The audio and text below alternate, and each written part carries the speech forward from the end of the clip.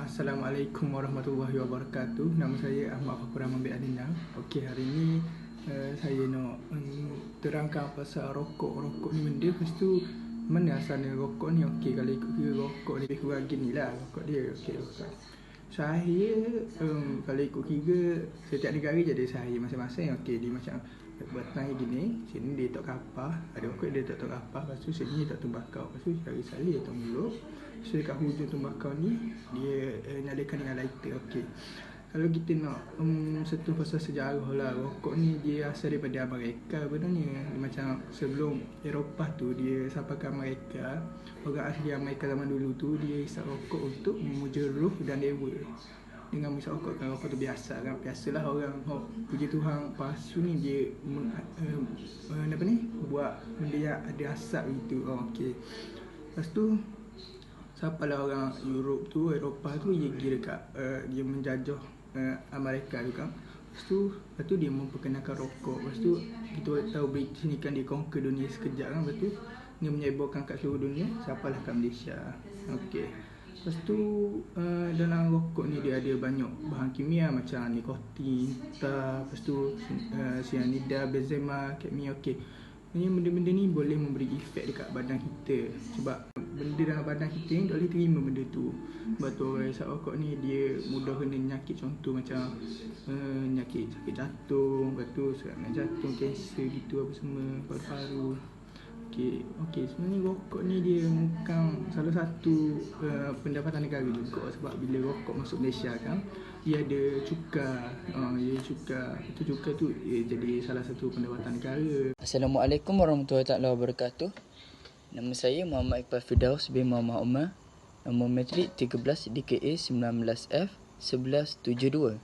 Pada kali ini saya akan menerangkan kesan merokok kepada si perokok sendiri dan kepada masyarakat sekeliling. Kesan yang pertama ialah kesan merokok pada mulut. Antaranya ialah nafas berbau. Perokok mempunyai risiko yang lebih tinggi terkena penyakit gusi, seterusnya menyebabkan nafas berbau. Yang kedua ialah penyakit gusi.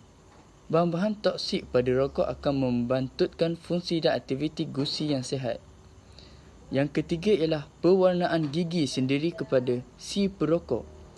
Nikotin dan tar yang ada pada ramuan asas dalam rokok menjadi sebab gigi berkarat.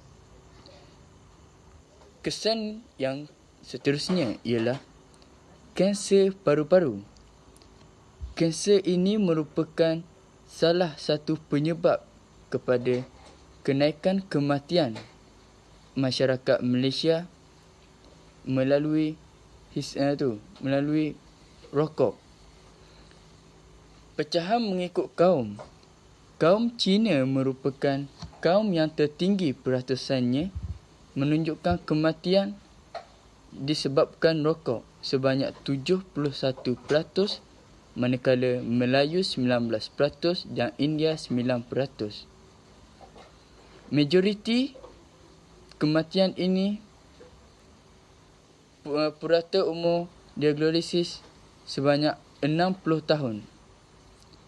Kanser paru-paru dapat dikesan melalui gejala batuk, batuk berdarah, hilang berat badan dan sakit dada. Seterusnya ialah jadual yang menunjukkan bahawa purata kematian yang meningkat secara mendadak daripada 2006 sehingga 2015 menunjukkan perempuan juga terdedah kepada kematian yang diakibatkan oleh rokok. Jadual ini menunjukkan pada 2006 sebanyak 3,422 kes kematian disebabkan merokok dan semakin meningkat sehingga 2015 menunjukkan bahawa 9,313 kes kematian. Hai, Assalamualaikum. Nama saya Muhammad Faiz Iskandar bin Abdul Rashid. Nombor kad matrik saya 13 DKA 19F1097. Hari ini saya akan menceritakan tentang tips memberhenti rokok. Mari kita sama-sama fahami apa itu tips memberhenti rokok. Mari.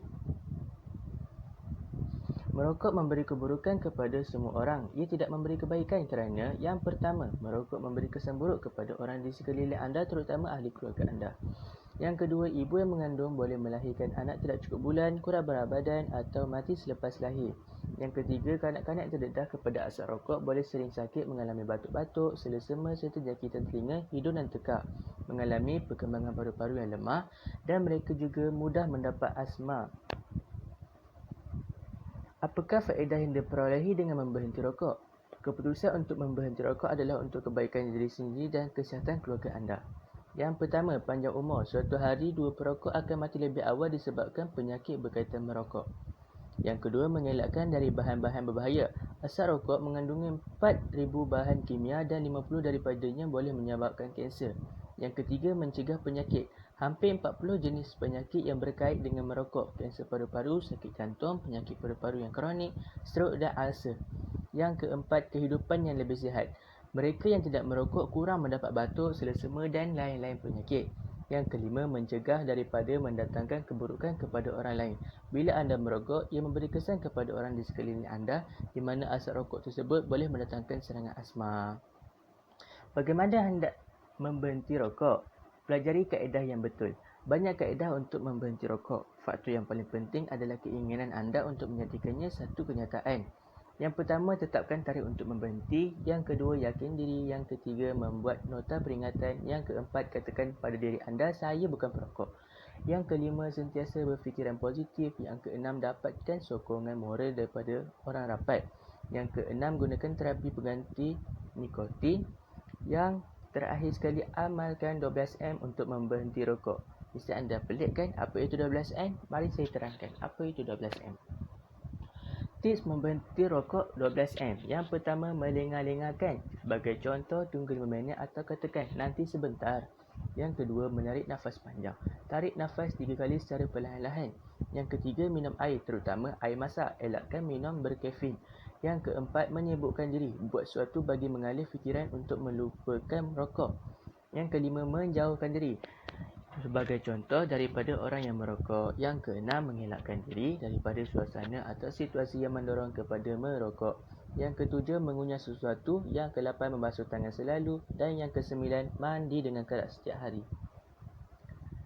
Yang ke-10, kita harus meragangkan otot setiap hari. Yang ke-11, meditasi. Yang ke-12, paling penting iaitu memohon doa kepada Allah Subhanahu Wa Taala supaya memudahkan kita untuk memberhenti rokok. Itu saja pada saya. Sekian, terima kasih. Assalamualaikum warahmatullahi wabarakatuh. Nama saya Wan Luqman Hadi bin Wan Ahmad Hassan. Nombor kad matrik saya 13 DKA 19F1167. Perokok sememangnya tahu bahaya merokok bagi kesihatan, tapi tidak semua dari mereka mampu berhenti, terutama jika telah menjadi perokok aktif selama bertahun-tahun. Salah satu efek paling merugikan dari rokok adalah kesan candu yang ditimbulkannya. Penyebabnya adalah nikotin yang merupakan zat ketagihan yang menimbulkan perasaan candu dalam diri perokok. Nikotin mempengaruhi keseimbangan kimia dalam otak, terutama hormon dopamine yang mengendalikan rasa puas, rileks dan bahagia. Apakah makanan yang boleh membersihkan paru-paru perokok dalam masa yang singkat? Kita akan bincangkan hal ini. Jika seseorang menghisap rokok, nikotin di dalamnya akan merangsang otak untuk menghasilkan sedikit dopamine. Akibatnya, si perokok akan merasa rileks dan nyaman. Alam bawah sedar kemudian terus-menerus meminta agar dopamine dihasilkan dengan lebih banyak. Caranya dengan terus menambah pengambilan rokok. Sayangnya, kebiasaan merokok ini memberi kesan kepada organ tubuh yang lain. Sebatang rokok diketahui mengandungi ratusan zat bahan kimia berbahaya seperti amonia, karbon monoksida, nikotin, kromium, kadmium, plumbum dan lain-lain. Memasukkan bahan-bahan kimia ini ke dalam tubuh sama dengan meracuni tubuh sendiri. Khabar baiknya adalah para ilmuwan baru-baru ini mengumumkan beberapa jenis makanan yang terdiri daripada buah dan sayuran yang mengandungi zat yang dapat merosakkan paru-paru dari zat kimia berbahaya dari rokok secara pantas. Yang pertama ialah halia. Halia merupakan bahan dasar sehari-hari makanan yang kamu ambil selama ini. Kandungan zat antiseptik serta antibakteria pada halia dapat melancarkan saluran bronkial pada paru-paru sehingga lebih mudah untuk menghilangkan radikal bebas yang melekat di paru-paru kita. Rongga pernafasan terasa lebih lega apabila mengambil halia. Biasanya halia dimasukkan sebagai bahan asas masakan atau dengan air hangat. Namun lebih baik jika dimakan secara langsung dan mengunyahnya langsung. Yang kedua ialah limau bali. Limau bali kaya akan antioksidan sehingga membantu tubuh dalam melawan sel kanser dan membersihkan paru-paru. Limau bali mengandungi vitamin C yang mampu menghalang prestasi enzim tubuh yang mengaktifkan sel kanser pada paru-paru. Ketiga, makanan yang mengandungi zat selenium. Contohnya keju. Zat selenium adalah mineral yang mampu merangsang enzim bersama vitamin E dalam memperkukuhkan organ paru-paru. Jika kandungan selenium banyak bermakna, kandungan sel kanser akan perlahan-lahan menurun. Makanan yang mengandungi zat selenium adalah telur, keju, cendawan, gandum, daging lembu, ikan tuna, ikan salmon, ketam dan soya. Yang keempat ialah yogurt. Yogurt diperbuat daripada dua jenis bakteria yang menguntungkan.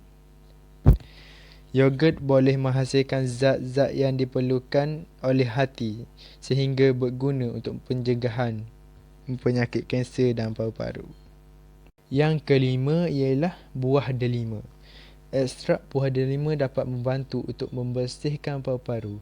Buah delima berguna untuk meningkatkan bekalan darah dan menghilangkan zat beracun dari paru-paru. Buah delima mengandungi tahap antioksidan yang paling tinggi berbanding buah anggur dan teh hijau. Tak hanya itu, buah delima juga membantu membersihkan sel-sel kanser dalam tubuh. Yang keenam ialah kunyit. Kunyit mengandungi zat kurkumin yang berfungsi untuk menghilangkan zat penyebab kanser paru-paru. Yang ketujuh ialah buah beri. Jenis buah blueberry, raspberry atau blackberry dapat membantu rawatan paru-paru. Zat-zat yang mengandungi di dalam buah beri tersebut dapat menghilangkan karsinogen dari paru-paru. Yang ke-8 ialah bawang putih. Bahan asas masakan yang paling sering digunakan ini ternyata berperanan penting dalam penjagaan paru-paru. Kompaun alisin dalam bawang putih boleh membunuh bakteria yang menyebabkan jangkitan paru-paru. Bawang putih mempunyai spektrum luas zat antimikrob daripada antibakteria, antikulat, antiparasit, antiprotozoa dan antivirus. Yang terakhir ialah sayur yang mengandungi karotenoid. Khasiat sayur-sayuran yang mengandungi karotenoid berfungsi sebagai antioksidan untuk mengurangkan risiko kanser paru-paru. Sayur-sayuran yang banyak mengandungi karotenoid adalah daun anggur, yakni sebesar 16.193 mikrogram. Selain itu, kamu boleh memakan sayur lobak, lobak merah, sawi bayam ataupun salad. Itulah 9 jenis makanan yang dapat membersihkan paru-paru dari racun akibat merokok. Assalamualaikum warahmatullahi wabarakatuh. Nama saya Muhammad Hakim bin Saidin. Nombor matrik saya 13 DKA 19F1072. Okey, saya akan menunjukkan satu video ini yang kita boleh nampak keburukan-keburukan menghisap rokok. Rokok ini adalah seperti darah dan bangkai yang diharamkan kerana unsur kotor dan racun seperti nikotin, tar, alkohol, karbon monoksida dan lain-lain. Selain itu juga, beberapa kajian mengatakan merokok ini boleh memudaratkan kesihatan dan adalah penyebab kepada pelbagai penyakit membunuh. Adakah itu benar? Maka dengan kenyataan ini Allah Subhanahu Wa Taala menyuruh kita agar merujuk kepada ahli dalam sesuatu ilmu sebagaimana erti firman Allah. Artinya, maka hendaklah kamu bertanya kepada yang lebih berpengalaman. Okey, secara kesimpulannya, merokok ini adalah satu pembaziran di mana kita membeli dengan wang ringgit dan amalan membazir. Dan itu adalah satu amalan yang membazir. Amalan membazir ini adalah ikutan amalan syaitan. Itu sahaja yang dapat saya kongsi pada hari ini. Sekian daripada video kami dari kumpulan 8. Sekian, terima kasih.